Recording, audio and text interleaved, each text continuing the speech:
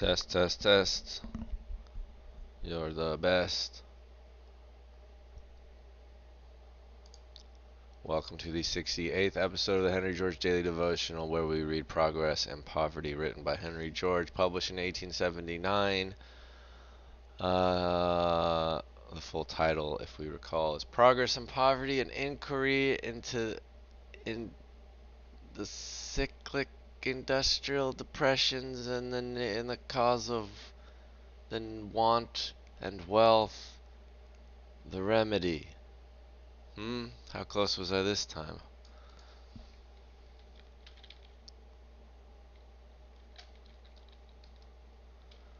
An inquiry into the cause of industrial depressions and increase of want with increase of wealth, the remedy.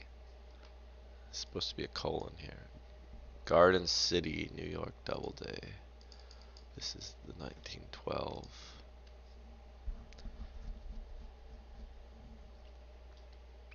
Alright. We continue in chapter 2, the injustice of private property and land, in book 7, the justice of the remedy. Henry George writes, "The right to exclusive ownership of anything of human production is clear.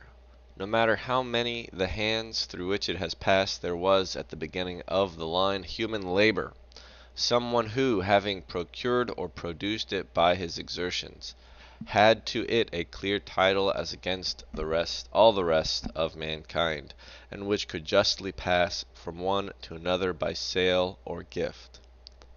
But at the end of what string of conveyance or grants can be shown or supposed a like title to any part of the material universe? To improvements such an original title can be shown, but it is a title only to the improvements, and not to the land itself. If I clear a forest, drain a swamp, or fill a morass, all I can justly claim is the value given by these exertions. They give me no right to the land itself, no claim other than to my equal share with every other member of the community in the value which is added to it by the growth of the community." But it will be said there are improvements which in time become indistinguishable from the land itself. Very well, then the title to the improvements becomes blended with the title to the land. The individual right is lost in the common right. It is the greater that swallows up the less, not the less that swallows up the greater. This is an important point here. Pay attention. If you do something to land that becomes sort of permanent, we'll go through some examples, that doesn't mean you suddenly get to claim all the land according to George. Nature does not proceed from man, but man from nature, and it is into the bosom of nature that he and all his works must return. Yet it will be said, as every man who has a right to the use and enjoyment of nature, the man who is using land must be permitted the exclusive right to its use in order that he may get the full benefit of his labor. Alright, now we're going to talk about how you can have all of the access and exclusivity that you want without being unjust. Here George will explain it, I think. But there is no difficulty in determining where the individual right ends and the common right begins. A delicate and exact test is supplied by value, and with its aid there is no difficulty, no matter how dense population may become, in determining and securing the exact rights of each, the equal rights of all. Alright, he says a delicate and exact test is supplied by value. The value of land, as we have seen, is the price of monopoly. It is not the absolute, but the relative capability of land that determines its value. No matter what may be its intrinsic qualities, land that is no better than other land, which may be had for the using, can have no value. Right. So, yeah, there may be some wonderful land, there may be some terrible land, but it may be incredible land. Let's go with that. It has tons of just inherent capability, but its value will be nothing if there's other land also available as good as that land. And now back to George. And the value of land always measures the difference between it and the best land that may be had for the using. Thus, the value of land expresses in exact and tangible form the right of the community in land held by an individual, and rent expresses the exact amount which the individual should pay to the community to satisfy the equal rights of all other members of the community. Remember, here we're talking about rent, meaning not what you pay to live in a house, it's what you pay for access to that land. It is the return to land. When we talk about renting a house or an apartment, we are bundling both things together. You are paying for both the land access and the structure or building access. But in this terminology, rent is simply the return to land. Thus, if we concede to priority of possession the undisturbed use of land, confiscating rent for the benefit of the community, we reconcile the fixity of tenure which is necessary for improvement with a full and complete recognition of the equal rights of all to the use of land. As for the deduction of a complete and exclusive individual right to land from priority of occupation, that is, if possible, the most absurd ground on which land ownership can be defended.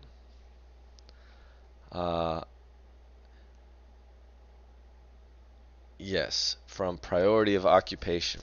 This is how, like water rights in California are granted. It was just the first person who used the water got to keep using it forever and ever. This is how homesteading worked as well, and it's only a small improvement on simply allowing force of violence to determine who gets to have land, to be honest. This priority of occupation. Priority of occupation give exclusive and perpetual title to the surface of a globe on which, in the order of nature, countless generations succeed each other. Isn't it pretty ridiculous, right, when, the U.S. just plants a flag on the moon and says, "This is mine"? I'm surprised Elon Musk didn't have his rover plant an X flag and say, "This is mine," on Mars. Had the men of the last generation any better right to the use of this world than we of this? Or the men of 100 years ago, or of 1,000 years ago? Had the mound builders or the cave dwellers, the contemporaries of the mastodon and the three-toed horse? What is the three-toed horse? Or the generations still further back, who in dim eons that we can think of only as geologic periods, followed each other on the earth we now tenant for our little day?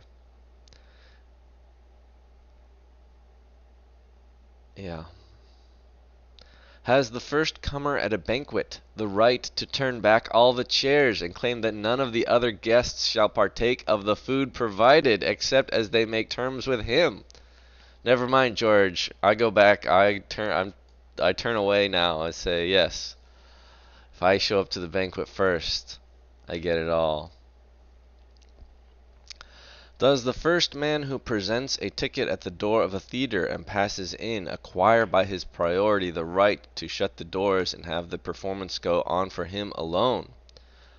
Well, last time I went to the movie theater, it was me, my two buddies, and then one other person in the theater. So, should have argued with him about where to sit. It would have been good. Does the first passenger who enters a railroad car obtain the right to scatter his baggage over all the seats and compel the passengers who come in after him to stand up? You know what someone could argue with George with a lot of this is that the first person does get the best seat to eat the best food first and take the best seat again, I guess, in a railroad car versus a theater. And then but there's some sort of assumed like, oh, you just can't take too much, but you can take the best. The cases are perfectly analogous. We arrive and we depart. Guests at a banquet continually spread. Spectators and participants in an entertainment where there's room for all who come.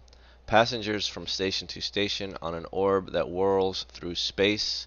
Our rights to take and possess cannot be exclusive. They must be bounded everywhere by the equal rights of others. Yeah, I mean, the argument against my fake counter argument, if you think more about it, is suppose it's like, a theater where, you show up, you live, and then you die, and then other people show up, live, and then you die, and other people show up, live, and then they die.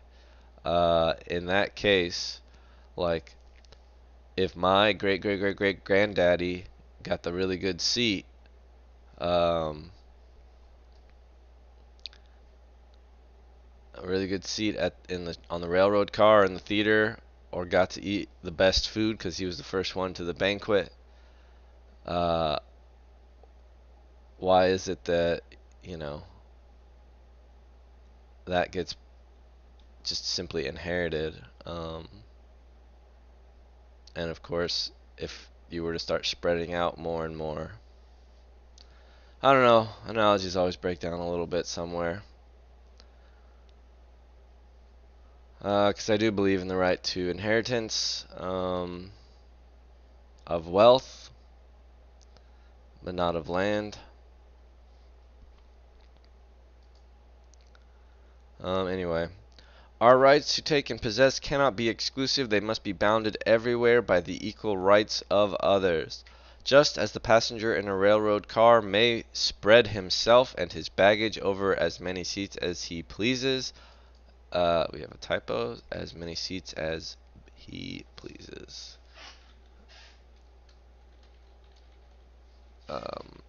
Until other passengers come in, so may a settler take and use as much land as he chooses until it is needed by others, a fact which is shown by the land acquiring a value, when his right must be curtailed by the equal rights of the others, and no priority of appropriation can give a right which will bar these equal rights of others. If this were not the case, then by priority of appropriation, one man could acquire and could transmit to whom he pleased not merely the exclusive right to 160 acres or to 640 acres, but to a whole township, a whole state, a whole continent. Yeah. I think some people argue that, you get as much land as you can occupy, but this is pretty fuzzy. I suppose in like farming times, it's like, oh, as much, land as you can farm. Um,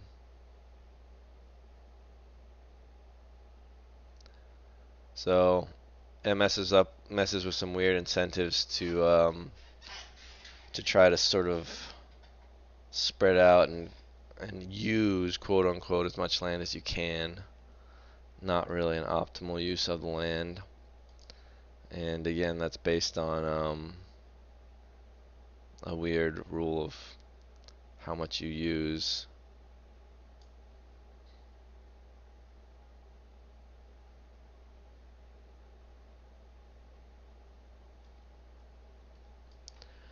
George continues,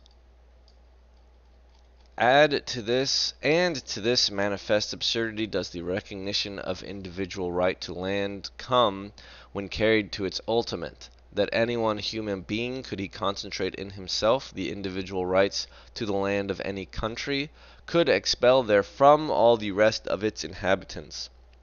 And could he thus concentrate the individual rights to the whole surface of the globe, he alone of all the teeming population of the earth would have the right to live. Yes, he's describing a king.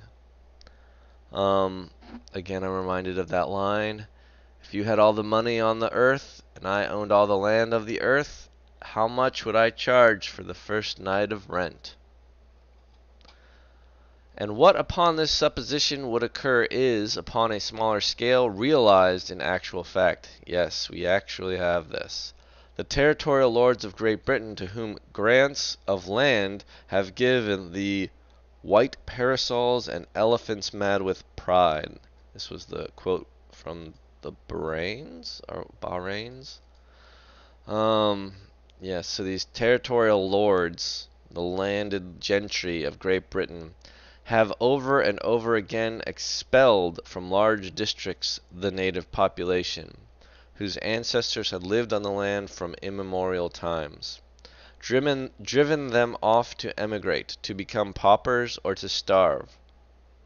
And on uncultivated tracts of land in the new state of California may be seen the blackened chimneys of homes from which settlers have been driven by force of laws which ignore natural right, and great stretches of land which might be populous are desolate, because the recognition of exclusive ownership has put it in the power of one human creature to forbid his fellows from using it. The comparative handful of proprietors who own the surface of the British Islands would be doing only what English law gives them full power to do, and what many of them have done on a smaller scale already. Were they to exclude the millions of British people from their native British people from their native islands? And such an exclusion by which a few 100,000 should at will banish 30 million people from their native country, while it would be more striking, would not be a whit more repugnant to natural right than the spectacle now presented. Yeah, let's pause there for a second, mid-sentence. Yeah, like, think of like a plantation owner and their slaves. What's worse?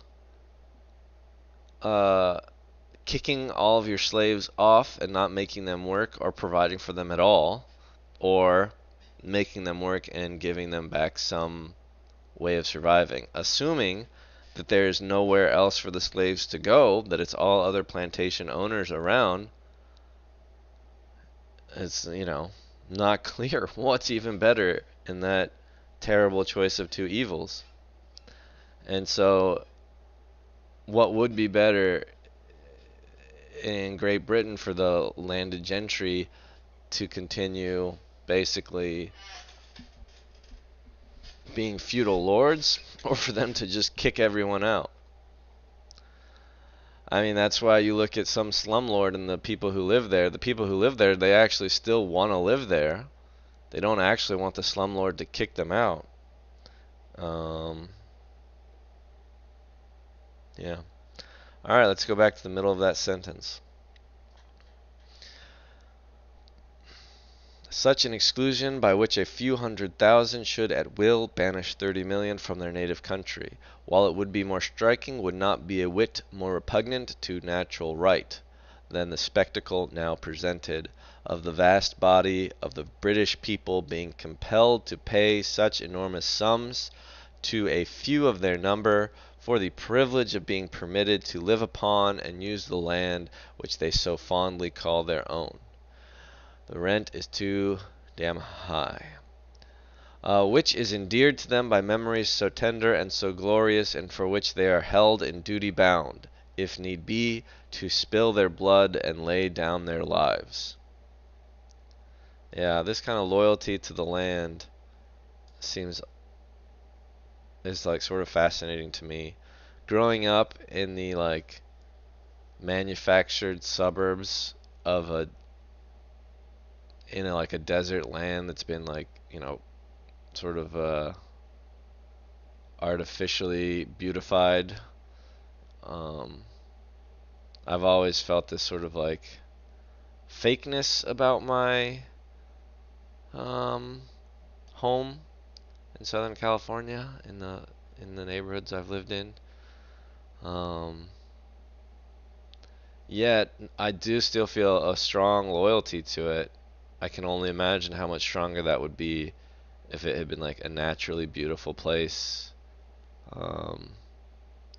or if I had really enjoyed the ocean, which is like one of the greatest sources of beauty in this area, but my family was just not really a beach going family. I mean, we would go once or twice in the summer, but I could see just being super loyal to this land if you were a big time beach bum. Not a bum necessarily, but beach life, which I know some people who are. I refer only to the British Islands because land ownership being more concentrated there, they afford a more striking illustration of what private property in land necessarily involves.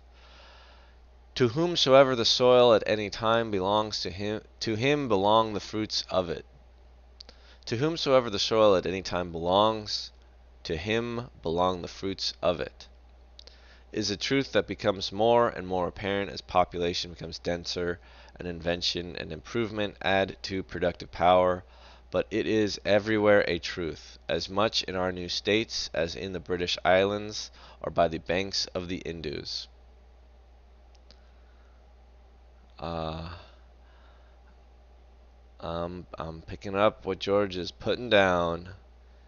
It is like that passage that he quoted way earlier from M. de Lavallee, that it's easier,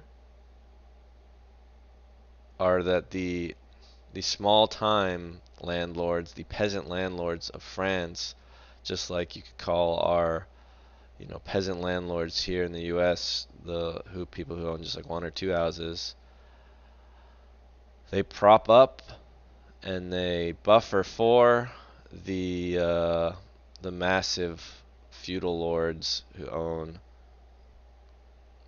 our cities, really.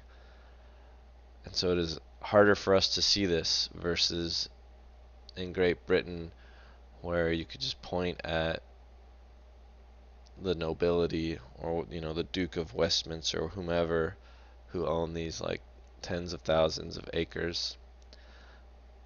Somehow it is such a little known fact that Bill Gates, owns like 40,000 acres of land in America. Actually, I've always assumed, Bill Gates land owned. Um, this Bill Gates, farmland and investment firm BlackRock holds the majority of single. False. The billionaire technophile has quietly amassed nearly 270,000 acres of farmland across the country, but that's still a relatively small slice of the nation's nearly 900 million total farm acres. BlackRock also does not own the majority of the country's 80 million single-family homes. U.S. Census Bureau data shows that fewer than 20% of such properties are rentals, and the vast majority of those are owned by individual investors, not institutional investors like BlackRock. The facts, so how much does BlackRock have?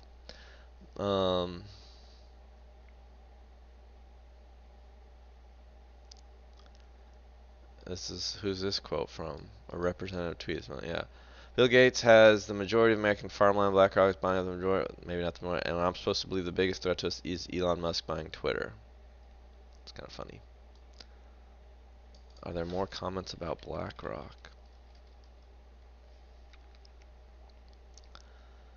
All right, they're not the they don't own the majority of houses. Says there's never been one in the big institutional buyers of The firm is a share on Dallas-based which owns nearly 80,000 single-family rentals nationwide. Oh, Invitation Homes is the largest operator of single-family rental homes in the country.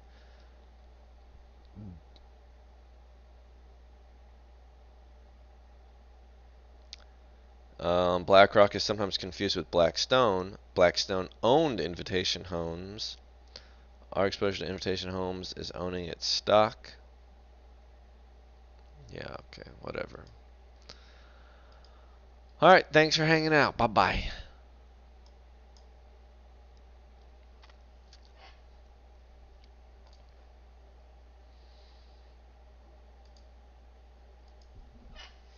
HGDD 68 Book 7 Chapter 1, Continued 2.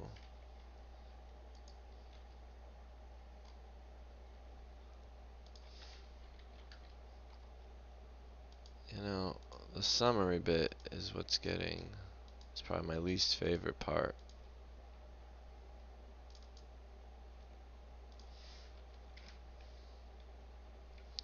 Conquerors.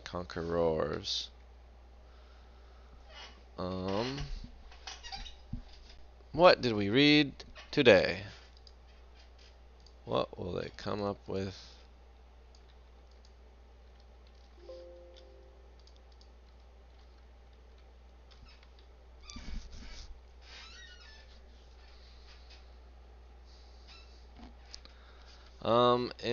Improvements that blend with the land that, well, what was the term?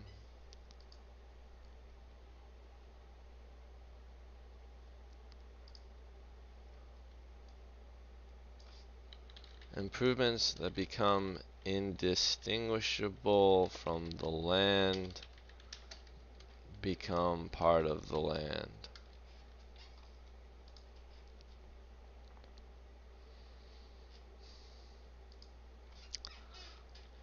Land value is a relative measure. If there were equally good and if there were land with equally good absolute value, then no one would pay another plot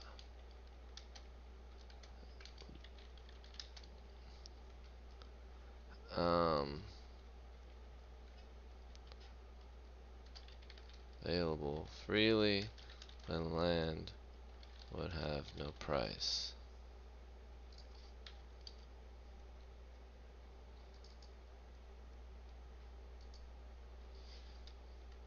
Um,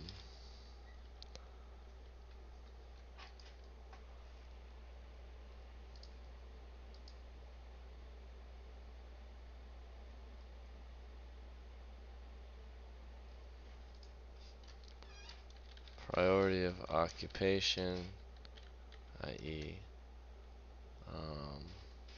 first come, first serve, is absurd. Consider a banquet, a theater, or a railroad,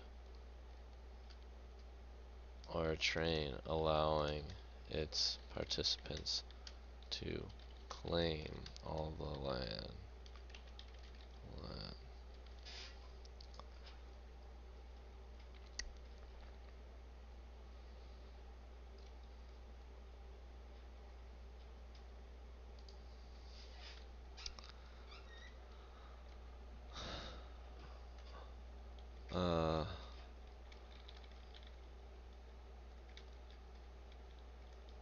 It's the idea of the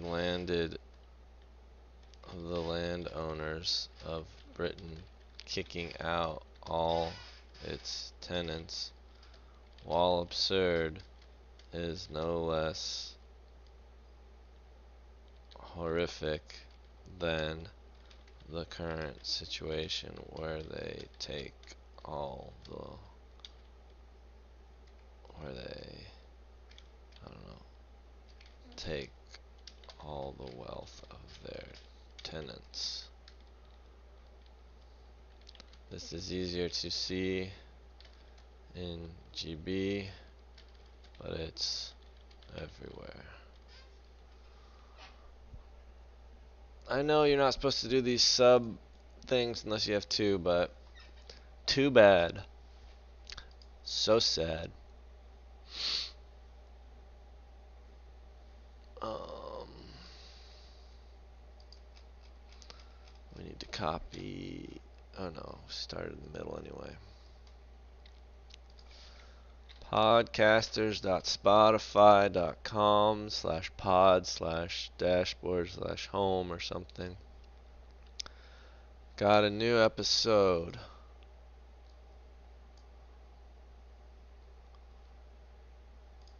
What are we gonna title this one?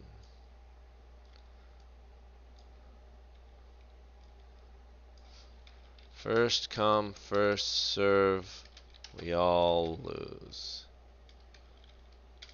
Humanity loses.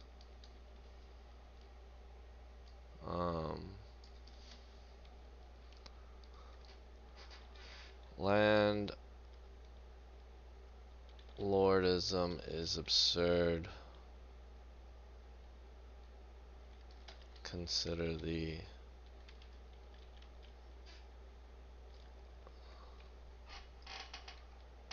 alright.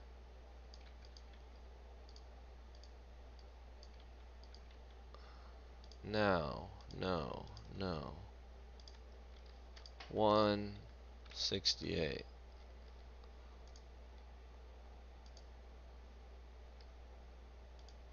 Publisho. Who are we signed in as? We'll need to switch. William Buckley.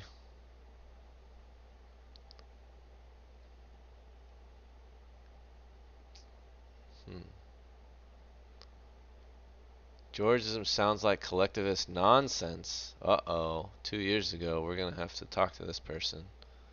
Maybe it's a joke.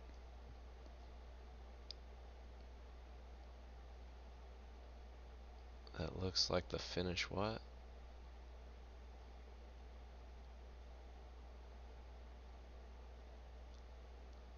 I mean, that looks like a pretty good put.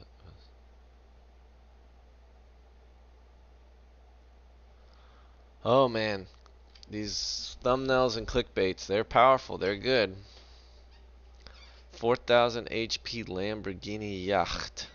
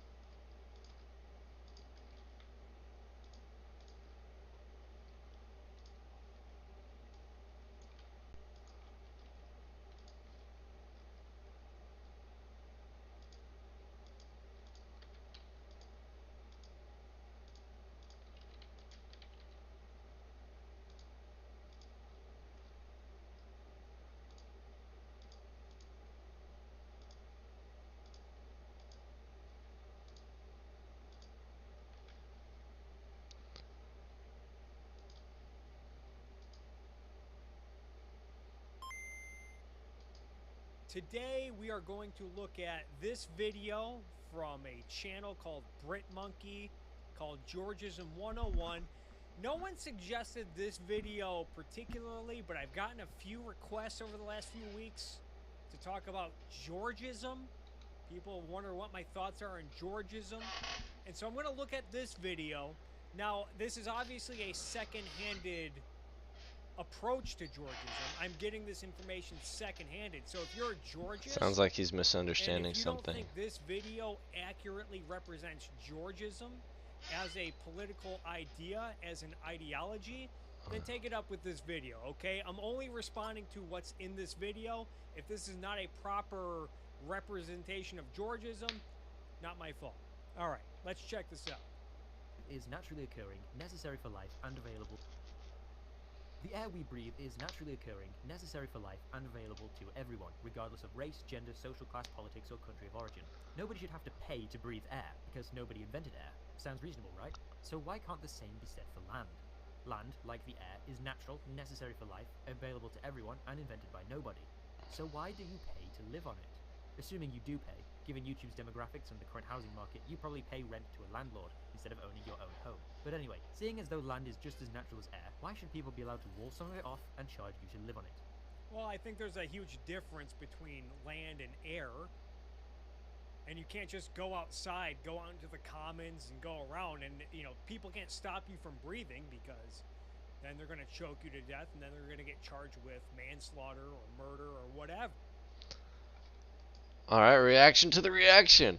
They prevent you from using any kind of land. You also die. But even if you own land, It'd be like owning a patch of air. yeah, even if you own land, you would still own the air above the land. So, This is the philosophy of Henry George, Henry George. an American economist who lived from 1839 to 1897. Henry George saw that a lot of people were getting really rich off extracting value from the land. Hell yeah.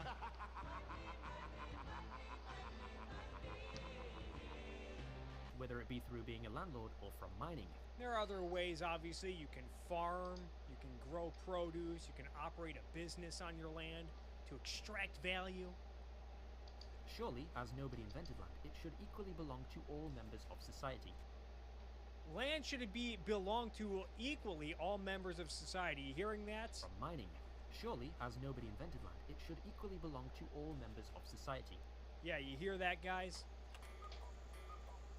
Where have we heard this idea before? All land should be collectively owned, should belong to everyone equally in society? Where have we heard that before? Like the air we breathe. If you want to live on the land, wall it off and call it your home, you should expect the rest of society to respect that. Therefore, you should pay a tax on the value of the land you are trying to claim to pay for that protection from society. Because other people now don't have access to the land, they should be compensated for it. Now that other people don't have access to the land, they should be compensated from this. You getting this, folks?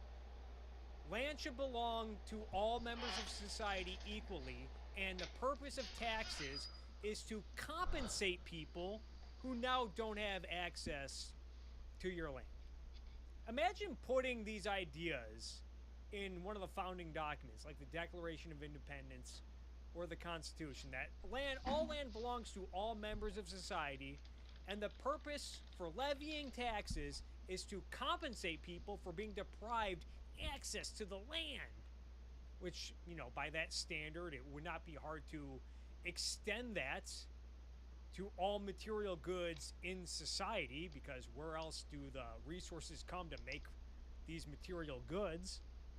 All land belongs to all members of society, which ultimately means that your land does not belong to you. And the more value you extract, the more value you create using the land, then the more the state gets to take from you.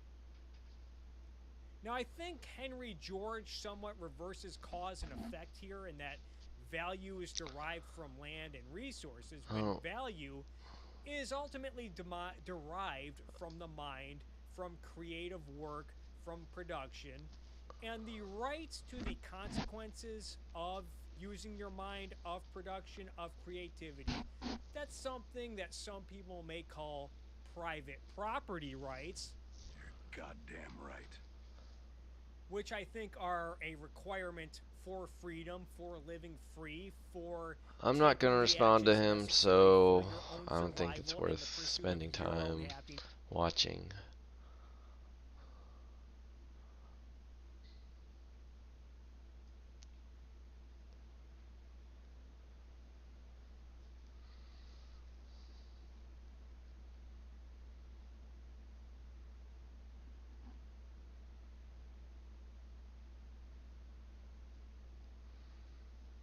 I didn't know that Tolosa had agreed to that. That could be very exciting. Man, not a graphic designer, but I have taste. That's the problem. Damn, Reddit really always wants to be getting, yeah.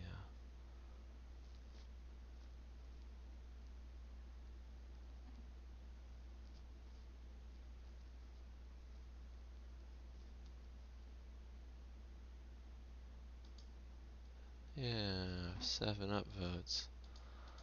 Alright, I'll see you next time.